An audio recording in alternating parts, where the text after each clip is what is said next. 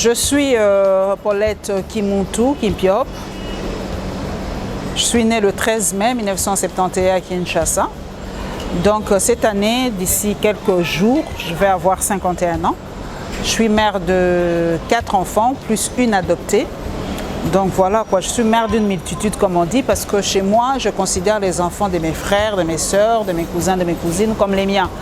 Je suis vraiment une femme africaine qui aime la culture africaine, qui aime la nourriture africaine, qui aime le voyage, qui aime le cinéma, qui aime le sport, qui aime beaucoup de choses, voilà.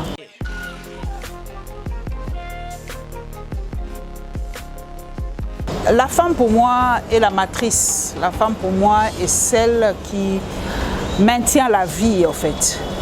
La femme c'est celle qui couvre la vie, qui protège la vie. La femme c'est le sel de la vie. Sans la femme en fait la vie n'existerait pas. La femme est un tout. La femme est vraiment c'est l'aide de l'homme en fait, parce que l'homme avait tout eu au paradis. Vous voyez le paradis, il avait tout, mais il lui manquait quelque chose. Il lui manquait la femme. Donc la femme est l'essentiel de l'homme. Donc sans la femme, je le dis, il n'y a pas de vie, il n'y a pas de monde, il n'y a rien en fait.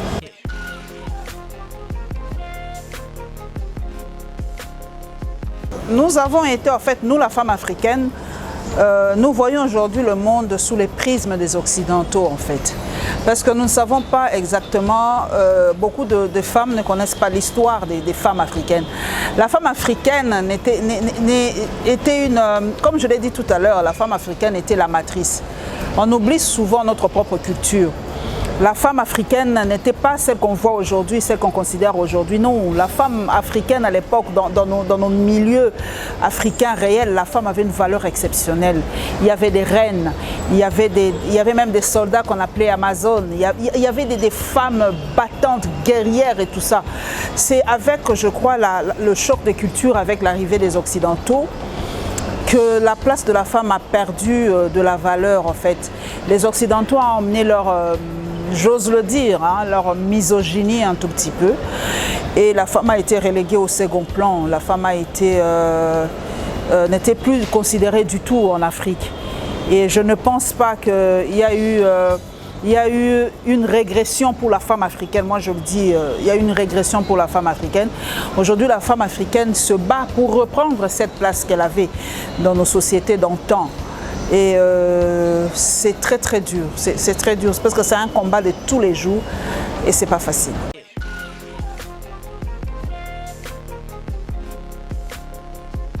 La femme devrait conserver son grand cœur en fait. Être une femme, comme on dit, le cœur d'une femme est un océan. La femme doit avoir un grand cœur, pas de tout supporter, mais de tout avaler en fait. Être très compréhensive, d'être tolérante et surtout de donner beaucoup d'amour. Ne pas perdre sa féminité en ce plein XXe siècle. C'est vrai que nous nous battons pour la parité. Moi je dis la parité ne doit pas nous enlever nos cœurs de mère ni notre part de féminité. Donc la femme doit rester femme dans un monde d'hommes.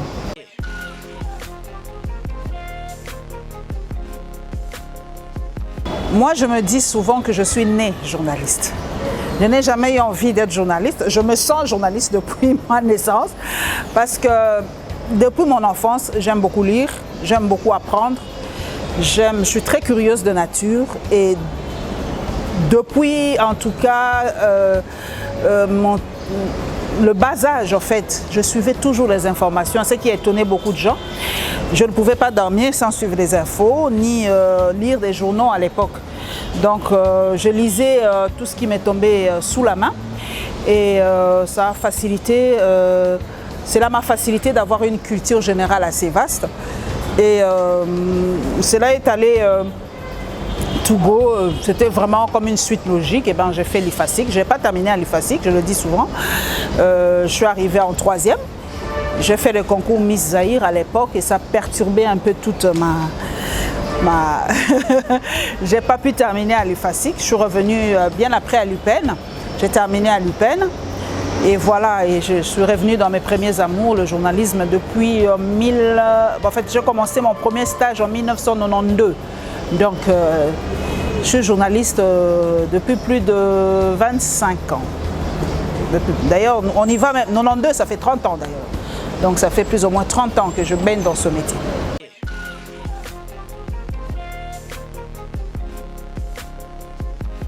La ténacité et la connaissance de soi-même. Je me connais, c'est tout.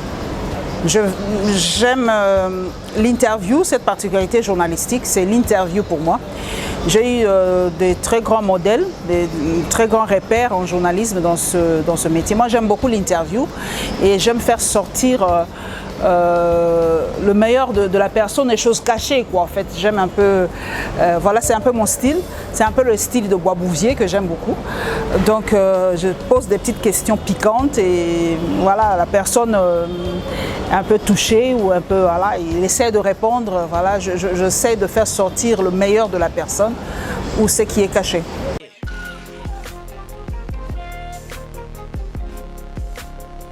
En fait, dans le journalisme, il n'y a pas de filles et il n'y a pas de garçons. En fait. Il faut toujours qu'on essaie de séparer ces choses-là. Le métier est genré, en fait. Pour tout journaliste, en fait, moi, je ne m'adresse pas qu'aux jeunes filles. Moi, je m'adresse aux journalistes, à ceux qui veulent être journalistes. C'est un métier d'abord de passion. Il faut aimer ce métier. C'est un métier de passion, de cœur. Et ce n'est pas facile en République démocratique du Congo, surtout dans le pays à démocratie, entre guillemets. C'est pas facile d'exercer ce métier en toute liberté. Et si vous vous lancez dans ce métier, c'est avec à vos risques et périls, comme on dit. Il faut accepter tous les coups que vous allez recevoir et donner le meilleur de vous-même dans ce métier. Et beaucoup lire,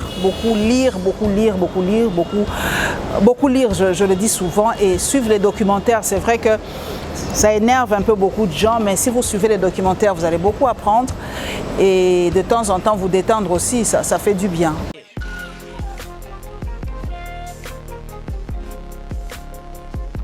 En fait, moi j'avais fait le choix un peu drastique à l'époque parce que j'aimais tellement mon métier, je ne voulais pas le faire à moitié en fait.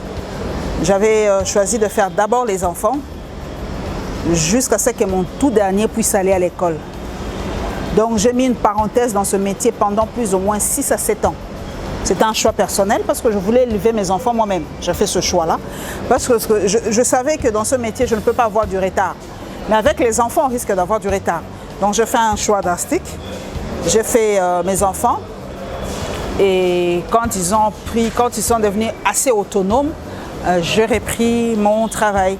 Et quand je suis revenue sur le terrain, beaucoup de gens pensaient d'ailleurs que j'étais en voyage ou voilà. Et pourtant j'étais à Kinshasa, mais j'étais vraiment ce qu'on appelle femme au foyer.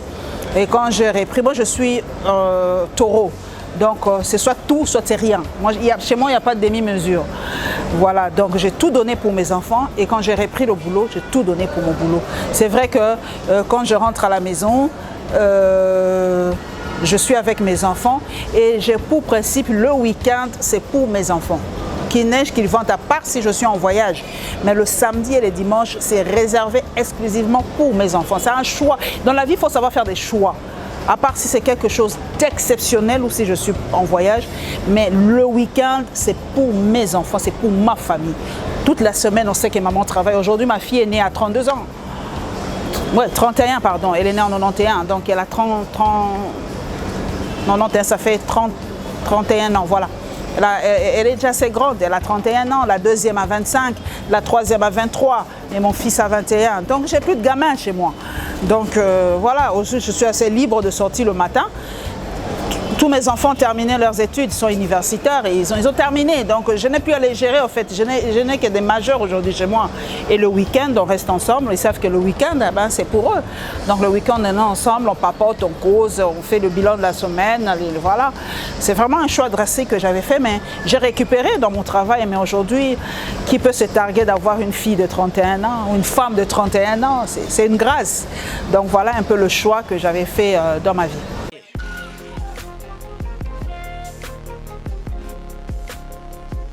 Non, je ne fais pas peur. J'aime cet animal-là parce que tout animal est une création de Dieu.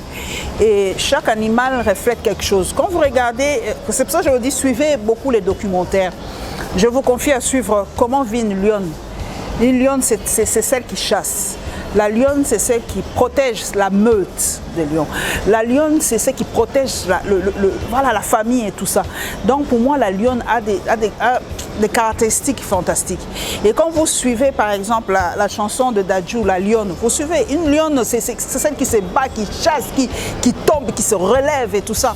Donc l'animal n'est pas bête. C'est ça qu'on nous dit dans la tête qu'un animal est quelque chose de bête. Non, l'animal a une intelligence propre à sa race. Donc, on peut même puiser chez les animaux des fois. Nous, les hommes, nous l'oublions des fois. Quand vous voyez les fourmis, l'organisation des fourmilières, des termitières, les ruches des abeilles, vous voyez comment les animaux sont organisés. Ils sont même plus organisés que nous, les humains. Et notre supériorité, on se croit peut-être supérieur à ces créatures de Dieu. Mais on peut apprendre de ces animaux-là. Même des chiens, là, vous pouvez apprendre des animaux. Les animaux sont comme ça. C'est un sujet... cet animal, pour moi, c'est mon totem. Le lion, la lionne, c'est vraiment moi, quoi. À part le parler, mais quand elle rugit, moi je rugis aussi. Il ne faut pas me voir en colère, c'est terrible.